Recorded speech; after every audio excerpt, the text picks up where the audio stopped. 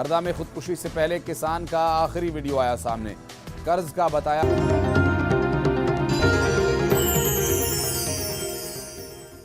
आप शिव की आराधना में लगे हो, शंकर की भक्ति में लगे हो, इसमें सियोर वाले महाराज का कोई लाभ नहीं है। आपने एक लोटा जल शंकर भगवान को चढ़ाया, विश्वास कर कर पीना प्रारंभ करा।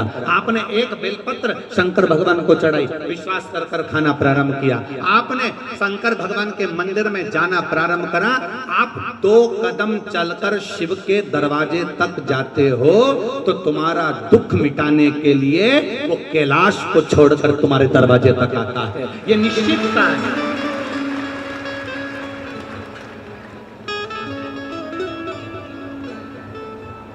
हेलमेट लगाने से, सीट बेल्ट लगाने से सरकार का कोई फायदा नहीं है, फायदा तुम्हारा है। ये सिर में चोट नहीं लगेगी, शरीर का नुकसान नहीं होगा।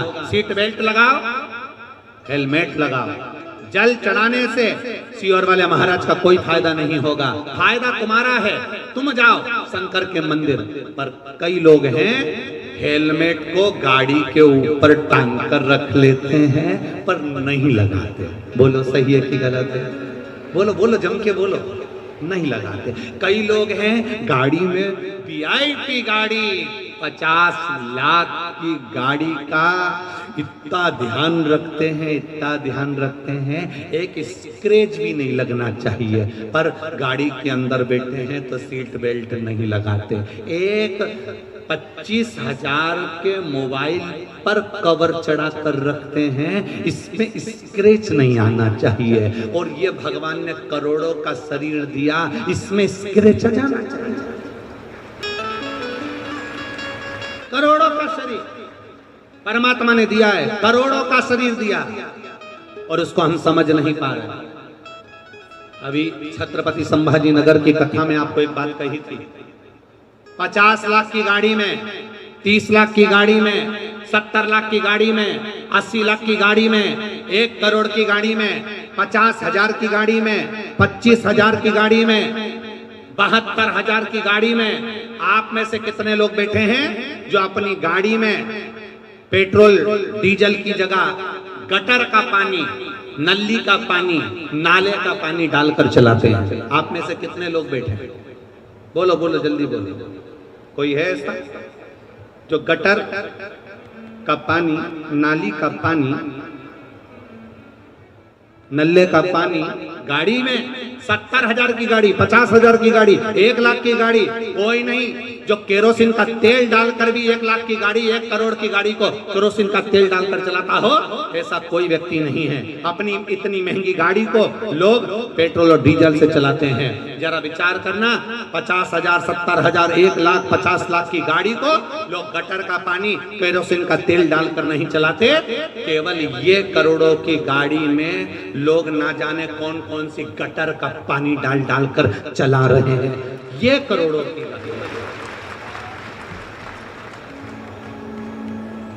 रोज शाम ढलती है और ये गटर की दुकान पर मिलते हैं और वो गटर का पानी डाल डाल कर गाड़ी को चला रहे हैं।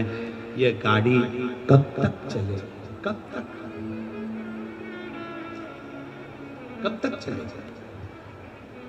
ये गाड़ी बहुत दिन तक चलने वाली नहीं थी। ए भाई, अच्छे से सुनना जरा, एक आंकड़ा निकलवाना। मेरा निवेदन है, एक आंकड़ा निकलवाओ सरकार से। समुद्र में डूबकर मरने वालों की संख्या कम है, बावड़ी में डूबकर मरने वालों की संख्या कम है, तालाब में डूबकर मरने वालों की संख्या कम है, कुएं में डूबकर मरने वालों की संख्या कम है, समुद्र में डूबने वालों की संख्या कम है, खड्डे में डूबकर मरने वालों की संख्या कम है, पर प्याली में डूबने वालों की संख्या ज्यादा है। जितने समुद्र में डूब कर नहीं मरे, जितने पानी में डूब कर नहीं मरे, जितने तालाब और बावड़ी में डूब कर नहीं मरे, जितने कुएं और बावड़ी में डूब कर नहीं मरे, उतने नशे में डूब कर लोग मर गए हैं। जरा आंकड़ा निकलवाओगे तब समझ में आएगा। इस शरीर की कीमत को समझो कि करोड़ों का शरीर दिया है, एक एक किडनी 50-50 लाख की मेरे देव अधिदेव महादेव ने दी है, फेफड़े दिए, नेत्र दिए, श्रवण शक्ति दी, मुख दिया, हाथ दिया, पांव दिया, उसको धन्यवाद देते रहो। ये तेरी उदारता, ये तेरी कृपा है, तेरी कृपा बिना नहीं हो सकता। जो तू दिया है वो कोई नहीं दे सकता, जो तू दिया। आज फिर आदरणीय विश्वास भैया के यहाँ से भाभी जी आज फिर कह रही थी, गुरुदेव श्रीमती रूमा जी सारंग फिर कह रही थी, बड़े बड़े सौभाग्य हमारे, बड़े बहुत बड़ा भाग्य है हमारा जो हम इस पावन शिव महापुराण कथा के यजमान पद मिला। गुरुदेव आप कहते हो शंकर और पार्वती को यजमान का पद मिला था, ये तो शिव ने हमारे ऊपर बड़ी कृपा करी है। एक बार जोरदार ताली श्रीमती रूमा जी सारंग जी के लिए बहुत बहुत साधुवाद है, आपके विचारों को, आपके भावों को और आपके निर्मल स्वभाव।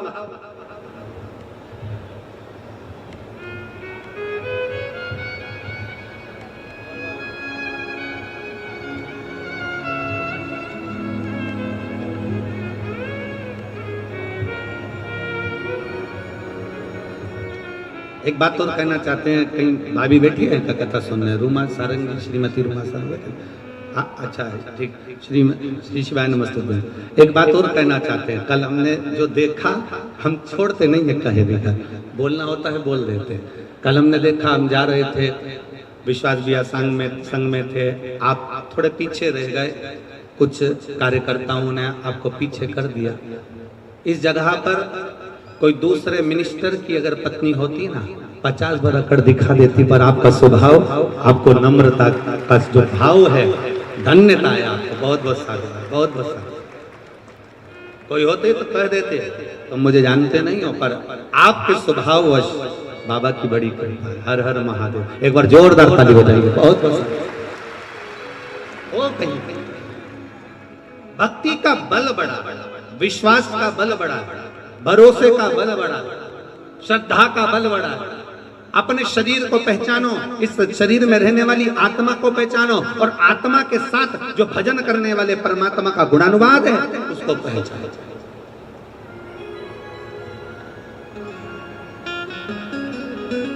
पहचानना, ये हेलमेट लगाने से फायदा केवल तुम्हारा है, सीट बेल्ट लगाने से फायदा केवल तुम्हारा है, जल चढ़ाने से फायदा केवल तुम्हारा है।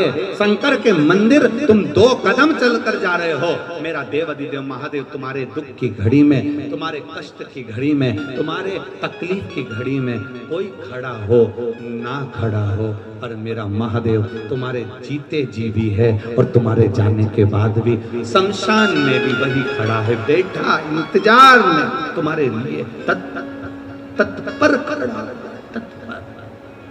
बहुत अच्छे से समझिएगा।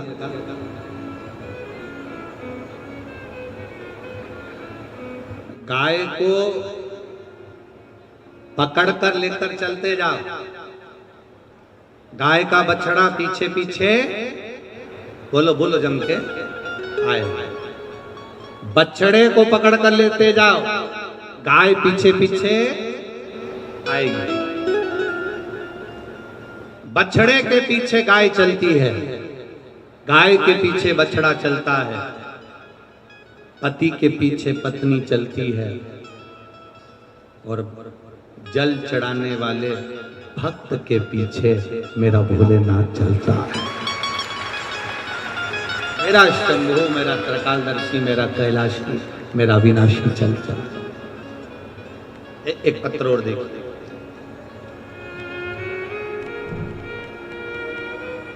मैं सुनीता बैरागी, टीला जमालपुरा, भोपाल से हूँ। आपने भजन की एक लाइन अच्छी लिखी है, अरे लुटा दिया काशी, कर दिया माला। गुरुजी, पशुपति व्रत का और 1 लोटे जल का क्या महत्व है, मैं क्या वर्णन करूं गुरुदेव, मेरे भोले बाबा ने क्या करा मैं किसको बताऊं। दुनिया के लोग विश्वास करे ना करे, एक लोटे जल पर मैं विश्वास करती हूँ। बहुत समय से सरकारी नौकरी की तैयारी कर रहा था पुत्र, कहीं पर भी सरकारी नौकरी नहीं लग रही थी। तब उससे कहा कि एक बार पशुपति व्रत करो और शिव जी के मंदिर में एक लोटा जल चढ़ा, प्रतिदिन चढ़ा। मेरे बेटे ने कहा माँ जल चढ़ाने से कोई नौकरी लगती है क्या? मैंने कहा सियोर वाला महाराज कहता है, एक बार करने में क्या जाता है, नौकरी के लिए अप्लाई करो और जल चढ़ाओ। मेरे बेटे ने अप्लाई करा नौकरी के लिए, जल चढ़ाया, पढ़ाई दिल से करी, विद्या अध्ययन दिल से करा। खूब अध्ययन करने के बाद जब मेरे बेटे ने नौकरी के लिए अप्लाई करा, आज मेरे बेटे को रेलवे में स्टेशन मास्टर के पद पर चयनित किया गया है। मैं बाबा को यहाँ धोख लगाने के लिए बधाई आपको बहन, बहुत बहुत बिराजी। हर हर शिव कृपा किसको कहते हैं, शंकर की उदारता किसको कहते हैं, शिव स्मरण किसको कहते हैं, शंकर की भक्ति किसको कहते हैं। इसमें सियोर वाले महाराज का फायदा नहीं तुम्हारे जल चढ़ाने से, बेलपत्री चढ़ाने से सियोर वाले महाराज का फायदा नहीं है, पर तुम्हारे जल चढ़ाने से, तुम्हारी बेलपत्र चढ़ाने से, तुम्हारे भजन करने से, तुम्हारा पशुपति व्रत धारण करने से फायदा तुम्हारा है। तुम दिल से शिव महापुराण की कथा सुन रहे हो, इतने सारे पंडाल, रोज पंडाल बढ़ रहे हैं, रोज पंडाल बढ़ाए जा रहे हैं। प्रतिदिन लाखों की संख्या में लोग बढ़ बढ़कर यहाँ आ रहे हैं। तुम्हारी लाखों की संख्या में आप लोग जो कथा सुनने आए हो, इतना विश्वास रख कर जाना कि खाली मेरा भोलेनाथ नहीं भेजेगा, तुम्हें भरकर भेजेगा, खाली नहीं भेजेगा। भोले मैं तेरी हवा विच उड़ती जावांगी, बाबा डोर हथों छड़ी ना कटी जावांगी। भोले मैं तेरी शंभो मैं तेरी हवा विच उड़ती जावांगी,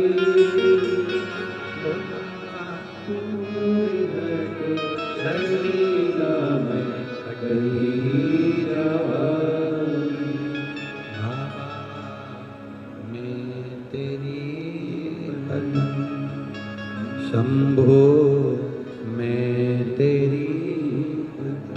हमारा भाव, हम भगवान के भजन में जो समय लगा रहे हैं, भगवान के स्मरण में जो समय लगा रहे हैं, वो समय खाली नहीं है।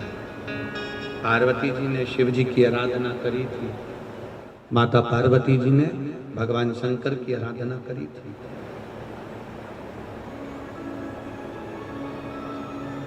दान, भजन, प्यासे को पिलाया गया पानी, भूखे को कराया गया भोजन, स्मरण, कीर्तन, मंत्र जाप, ये खाली नहीं जाता। कथा सुनने बैठे हो, ये खाली नहीं जाता। एक बड़ा सुंदर चरित्र, एक बार माता पार्वती जी ने शिव जी से संसार में सुख और दुख के बारे में स्मरण किया। आवाज बढ़ाओ। शिव जी से सुख और दुख के विषय में माता पार्वती जी ने प्रश्न, थोड़ा ध्यान से सुनना, बड़ा अच्छा चरित्र। काशी में नंदन वन में भगवान शंकर और पार्वती बैठे हैं।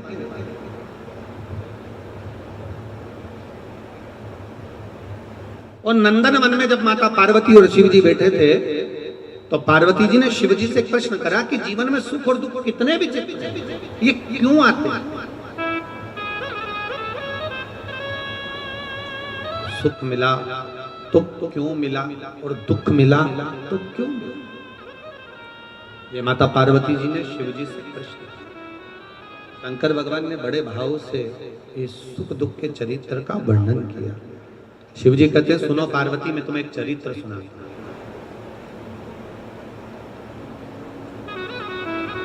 नंदनवन काशी में बैठे हैं।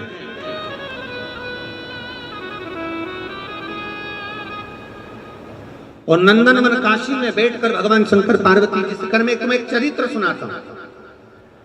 एक सेठ जी, करोड़पति, धनपति, अरबपति, बहुत पैसा,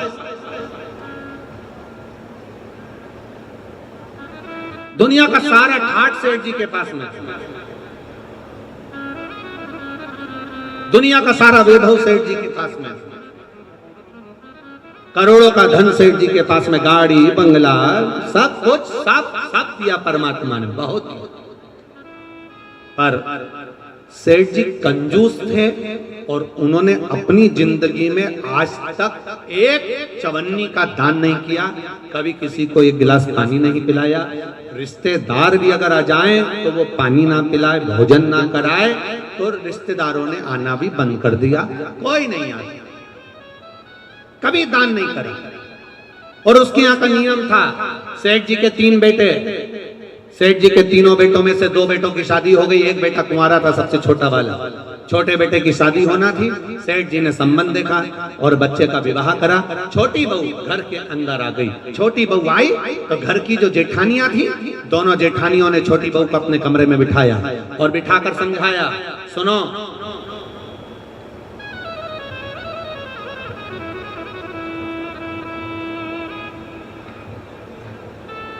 पहले ऐसा नियम था, अब आजकल ऐसा नियम तो नहीं है, पर पहले ऐसा नियम था कि लड़के की शादी होती थी और बहू को लेकर आता था ना, तो अपने खुद के घर में बहू को लेकर बाद में आता था। पहले उसको रुकने की व्यवस्था कोई रिश्तेदार के यहाँ, कोई नातेदार के यहाँ, कोई संबंधों के यहाँ, कोई पहचान वाले के यहाँ, उसको बहू को रखा जाता था। बोलो भोपाल में ऐसा था कि नहीं था? अरे बोलो जम के तो बोलो, था ना ऐसा? लड़का शादी कर कर बहू को लेकर आया, सीधे अपने घर नहीं आया, पहले उसको कोई मित्र के आधिकारिक पहचान वाले, दीदी, जीजा, बहनोई, नातेदार, रिश्तेदार, कुटुंब, कबीला, अड़ोसी पड़ोसी, रिश्तेदार वाला, उसके यहाँ पर उस बहू को, उस छोरे को, बहू बेटा को वहां रोका जाता। काहे के लिए रोकते थे? उसको रोकने का कारण क्या था? उसको रोकने का कारण केवल एक था। क्यों रोका जाता था? केवल एक कारण से कि बहू जब वहां पर आए तो उसको हमारे घर के बारे में हमारे रिश्तेदार सब बता दें कि तुम्हारी सास ऐसी है, तुम्हारे ससुर ऐसे हैं, तुम्हारा देवर ऐसा है, तुम्हारा जेठ ऐसा है, तुम्हारा परिवार ऐसा है। अब जो छोटी बहू आई है तो दोनों जेठानियों ने उससे मिला और मिलकर कहा, सुनो, हमारे ससुर का एक नियम बड़ा प्रबल है, उसको याद रखना। हमारे ससुर का नियम बड़ा तेज है, उसको याद रखना। कौन सा नियम? छोटी बहू ने पूछा कि तुम्हारे यहाँ का नियम क्या है? तो हमारे ससुर का एक नियम है, कभी जिंदगी में अगर घर में रहना है तो दान बिल्कुल, बोलो बोलो जम के बोलो, नहीं करना है। एक रोटी का भी दान मत करना। अगर डब्बे में रोटी बच जाए तो दूसरे दिन उस रोटी को मिक्सर में पीस के चूड़ा बना के खा जाना, पर गाय को भी मत देना। ये हमारे ससुर का नियम।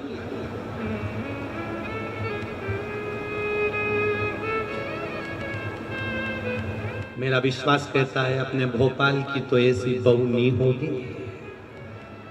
और ना ऐसा कोई रिश्तेदार होगा कि रोटी गाय को भी ना दी जाए, कुत्ते को भी ना दी जाए और पक्षी को भी ना दी जाए। एक विश्वास कहता है मेरे, भरोसा कहता है मेरे, और हमारा भरोसा ये कहता है कि सनातन धर्म में ऐसा कोई व्यक्ति नहीं जो गौ माता को एक रोटी ना देता हो, सब देते हैं। सनातन धर्म में ऐसा कोई, हम दूसरे की कोई बात नहीं कर रहे, हमें अपने घर से मतलब है, हमें अपने घर से। कई लोग आपको मिलेंगे, कई लोग आपको कहने आएंगे, वो दूसरे की बात करेंगे कि उन्होंने ऐसा कर दिया, उन्होंने वैसा कर दिया। हमें दूसरे धर्म से कोई मतलब नहीं, हम अपना घर देखें ना पहले।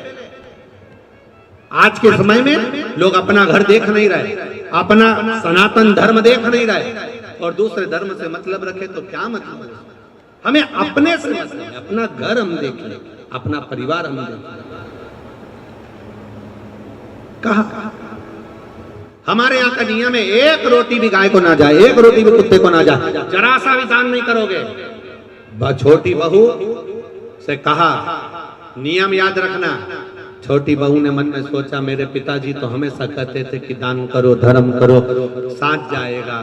दान करोगे साथ जाएगा, रोटी खिलाओगे साथ जाएगा, किसी को पानी पिलाओगे साथ जाएगा। ये बाकी का तो सब यही छूट जाएगा। बाकी का जो तुमने दान धर्म पुण्य करा, कथा सुनी, स्मरण करा, कीर्तन करा, मंत्र जाप करा, दान दिया, यही तो साथ जाएगा। अब इस छोटी बहू के पिताजी ने ये समझाया था और ससुर जी कह रहे कि एक अन्न का दान नहीं होना चाहिए, 1 रुपया दान नहीं होना चाहिए। बड़ी बड़ी ठीक है। जाई विधि राखे राम, वो जम के बोला करो जरा, ताई विधि राखे। हम तुमसे बार बार इसलिए बुलवाते हैं कि तुम्हारे पास में कोई बैठी हो और वो रही हो तो तुम उसके पास में बैठकर कम से कम बोल तो दो। जैसे ही बोलोगी वो भी जाग जाएगी, थोड़ी बहुत तो उठेगी। अब छोटी बहू ने कहा ठीक है, जाई विधि राखे राम, ताई विधि, और सीताराम सीताराम सीताराम।